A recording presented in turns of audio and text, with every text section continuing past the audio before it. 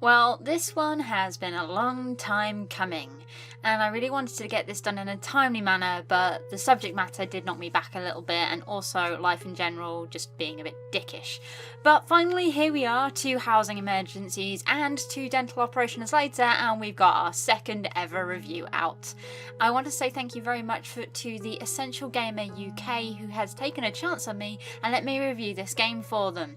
If you are interested in what they do, I have included their links in the description below and would really love it if you could go and take a look. So, reflection of mine. What's it about? What's it like? And what kind of game is it? At first glance, it looks like a stereotypical game that might be made with something like RPG Generator, and the official graphics definitely have an anime style, but the game itself isn't anything at all like this. It is a 2D puzzle game played in a mirrored style on either side of the screen. It's a dark fantasy game about a woman who supposedly has DID, or Dissociative Identity Disorder. It starts simply enough in a doctor's office where Lily is told that she has multiple personalities and that she needs to remember what has happened in the past by reading the diaries of these people, and she has no idea how many personalities she has inside her, and all she seems to remember is that she loses her time. So I am going to start out with some of the things that I really enjoyed about this game. The art style is very distinct and unique in a very fun way.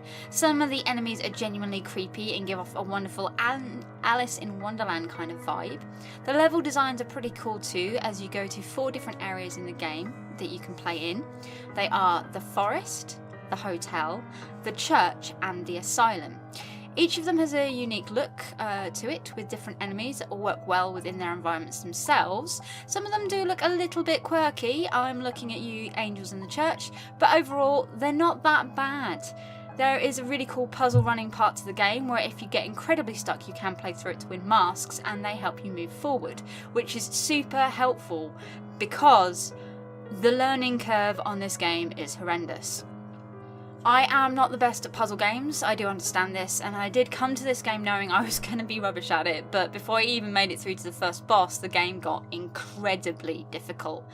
I understand that the difficulties of games and gaming is a huge area of contention among the community at the moment, and it probably will be for a very long time to come.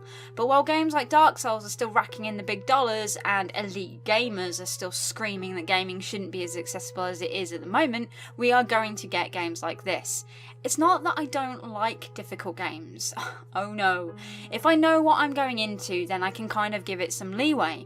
But that was one of the biggest issues with this game. They didn't feel like there was any give.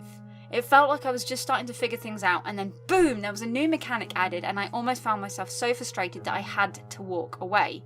Again, I do state that while I like puzzle games, it's not something I'm always the best at. Sometimes I can just see the answers, and other times I really can't.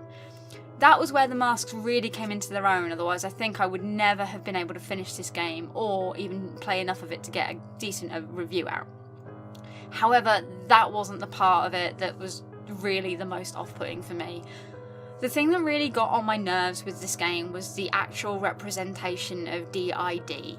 Now, I'm not being a sufferer, I can't really 100% speak for anyone who does suffer from this, and I am aware that each person is different and it can manifest for all sorts of reasons, but the entire thing just felt very Hollywood take on the disorder.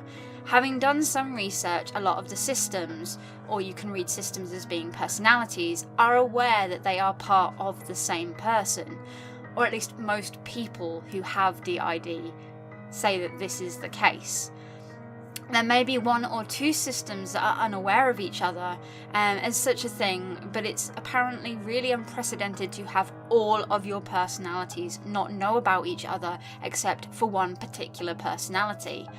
In this game, there is one personality that does know that she is a system in a DID, and this personality in this game is an evil, narcissistic, murderous, cruel person who actively wants to kill all of the others in her body so that she can have it for herself. She regularly bullies both the player and the other characters when they can't do something. They can't look after themselves, or they just seem incapable of remembering anything, which all seems hypocritical when you think that she also can't remember anything at times too. There are some other personalities that are considered dead, yet still hang around you just to torment Lily or the player, which again doesn't make much sense, as once a personality is dead, they are no longer coming back. Otherwise, what is it that Lily is really striving for? Also, throughout the game, she regularly spawns new personalities all over the place. Some of the personalities even split themselves down into even more newer ones at the drop of a hat just to fit the story, which actually ends up making it feel convoluted and disjointed. I may just be overreacting to the story, but the fact that it played off as a modern day game but still has a full-blown lunatics asylum with straitjackets also bugs me. Maybe in the late 1980s, but not in the 2000s.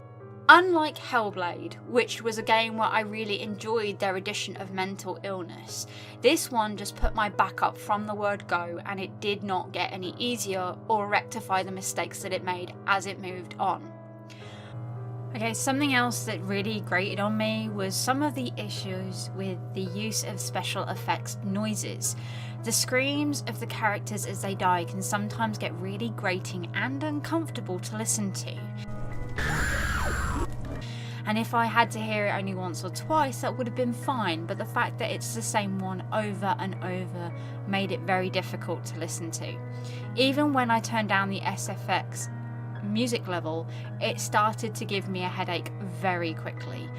I'm not sure that there is something that they could have done to change it, maybe give a couple of different sounds, screams, sighs, death rattles, anything like that, but I do get what they were going for, but in this area I really think that they just missed the mark and it made it very difficult to progress. However, moving on from that, one area of the sound design where they really excelled was the music.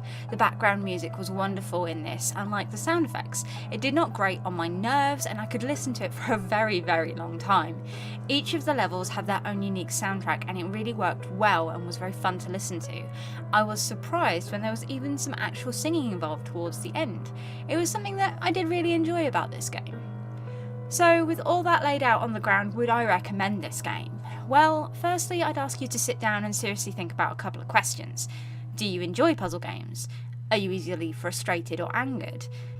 Are bad depictions of mental health enough to make you walk away from something? If you answered these questions in any way negatively, then no, I would not recommend it at all. However, if you like a challenge, you like something with a bit of bite in the story department, and you want something cheap and cheerful to play while you wait for something else, then yes. I have sunk a couple of hours into this game and slowly got past the initial hate based on its poor depiction of DID. I do think it is worth your time as long as you can bear some of these issues in mind. So, with that, I hope you have enjoyed this very short art and gameplay based review of Reflection of Mine. Let me know what you think in the comments down below, and as always, have fun and I'll see you next time. Take care and goodbye.